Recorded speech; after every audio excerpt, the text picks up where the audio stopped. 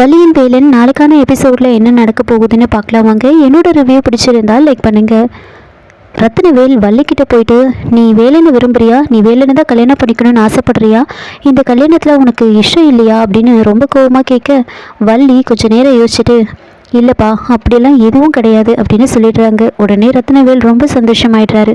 எனக்கு தெரியும், உன்னை பற்றி எனக்கு தெரியாதா, உங்கள் சித்தி தான் என்னென்னவோ சொல்லிட்டாங்க, சரிம்மா நீ ரெடியாகு அப்படின்னு சொல்லிட்டு போயிடுறாங்க. அதுக்கப்புறமா சுமதியும் அங்கேருந்து போயிடுவாங்க. இன்னொரு பக்கம் ரஞ்சிதா அவங்க ஃப்ரெண்ட்ஸும் நல்லா குடிச்சிட்டு இருப்பாங்க. ரஞ்சித் அவங்க ஃப்ரெண்ட்ஸ் கிட்ட, இந்த கல்யாணம் மட்டும் நல்லபடியாக முடியணும், அந்த வள்ளியை நான் ரொம்ப டார்ச்சர் பண்ணணும், ஏன்னா அவள் எவ்வளோ அசிங்கப்படுத்திருக்கான்னு தெரியுமா, கல்யாணம் மட்டும் முடியட்டும், அதுக்கப்புறம் ஒவ்வொரு நாளும் அவள் டார்ச்சரை அனுபவிக்கணும் அப்படின்னு அவங்க ஃப்ரெண்ட் கிட்ட பேசிகிட்டு இருக்காங்க. இன்னொரு பக்கம் வேலையோட ஃப்ரெண்ட்ஸ் எல்லாரும் சேர்ந்து ரஞ்சித்தை கடத்தணும்னு முடிவு பண்ணுறாங்க. அதனால் வெயிட் பண்ணி யாராவது வராங்களான்னு பார்த்துக்கிட்டு இருக்க அந்த நேரம் பார்த்து தர்மலிங்கம் அங்கே நின்றுட்டு இருப்பாங்க. தர்மலிங்கம் கண்ணில் படாமல் வந்து எப்படியாவது ரஞ்சித்தோட ரூமுக்கு போகணும்னு அவங்க வெயிட் பண்ணிட்டு இருக்காங்க. வள்ளி அவங்க சித்தி சுமதி கிட்ட வந்து பேசிகிட்டு இருக்காங்க. சித்தி, ஏன் நீங்கள் இப்படிலாம் பண்ணீங்க, எதுக்காக நீங்கள் அப்பா கிட்ட போயிட்டு உண்மையை சொன்னீங்க அப்படின்னு ரொம்ப கோபமாக கேட்டுட்டு இருக்க அந்த சமயம் பார்த்து வேதநாயகி அங்கே வராங்க. வள்ளி பேசுகிற எல்லாத்தையுமே வந்து கேட்டுடுறாங்க. சித்தி இங்கே பாருங்கள், நானே என் மனசை கல்லாக்கிக்கிட்டு எந்த உண்மையை வெளிப்படுத்தாமல் இந்த கல்யாணத்துக்கு சம்மதிச்சிருக்கேன்.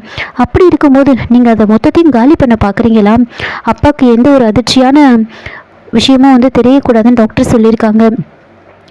நானே இந்த வாழ்க்கையை ஏற்றுக்கிட்டு கல்யாணம் பண்ணிக்கலான்னு முடிவு பண்ணிட்டேன், நீங்கள் ஏன் இப்படியெல்லாம் பண்ணுறீங்க அப்படின்னு கோவமாக கேட்க, இல்லை வள்ளி, நீ கஷ்டப்படுறத பார்த்து என்னால் தாங்கிக்க முடியல, அது மட்டும் இல்லை, போயும் அந்த வீணாக போன ரஞ்சித்தை நீ கல்யாணம் பண்ணிக்கிட்டு உன் வாழ்க்கையை நீ சீரழிச்சிக்க கூடாதுன்றதுக்காக தான் நான் போயிட்டு சொன்னேன் அப்படின்னு சொல்ல, இங்கே பாருங்கள், இனிமேல் இப்படியெல்லாம் ட்ரை பண்ணாதீங்க, நான் ரஞ்சித்தை கல்யாணம் பண்ணிக்கிறதுக்கு இன்னொரு காரணமும் இருக்குது, அது என்னோட சுயநலமும் கூட அப்படின்னு சொல்ல, உடனே சுமதி வந்து என்னன்னு கேட்குறாங்க.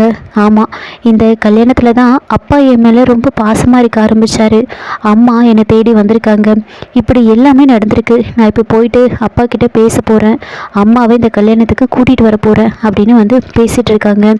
இதெல்லாம் கேட்ட வேதநாயகி, சுமதி ரொம்ப அமைதியான பொண்ணு மாதிரி இருந்துக்கிட்டு இந்த மாதிரி வேலையெல்லாம் பார்த்துருக்கியா, முதல்ல இந்த கல்யாணம் முடியட்டும், அப்புறம் உன்னை பார்த்துக்கிறேன் அப்படின்னு பேசிகிட்டு இருக்காங்க.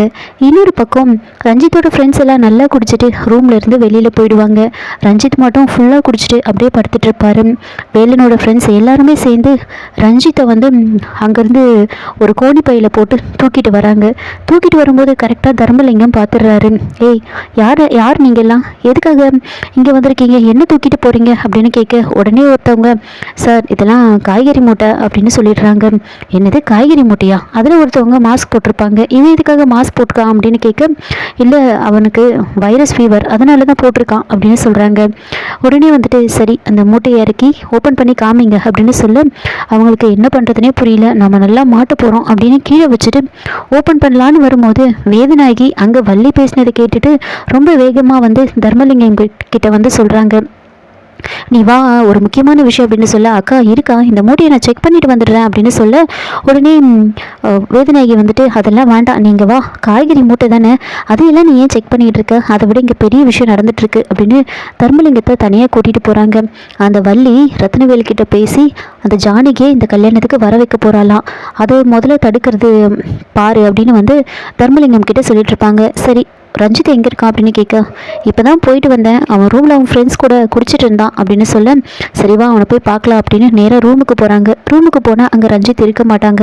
பார்த்ததுமே எங்கே போயிட்டான் அப்படின்னு சொல்ல, அக்கா கண்டிப்பாக ரஞ்சித்தை யாரோ கடத்திருக்காங்க தான் நினைக்கிறேன், யாருன்னு எனக்கு நல்லா தெரியும், நான் கொஞ்சம் நேரத்தில் இங்கே வந்துடுறேன், ஆனால் இந்த விஷயத்தை பற்றி நீ யாருக்கிட்டே சொல்லாத அப்படின்னு சொல்லிட்டு தர்மலிங்கம் ரஞ்சித்தை தேடி போகிறாரு. இதோட இந்த எபிசோடு வந்து முடிச்சிருக்காங்க. என்னோட ரிவ்யூ பிடிச்சிருந்தா லைக் பண்ணுங்கள், மறக்காமல் சப்ஸ்கிரைப் பண்ணுங்கள். தேங்க்யூ.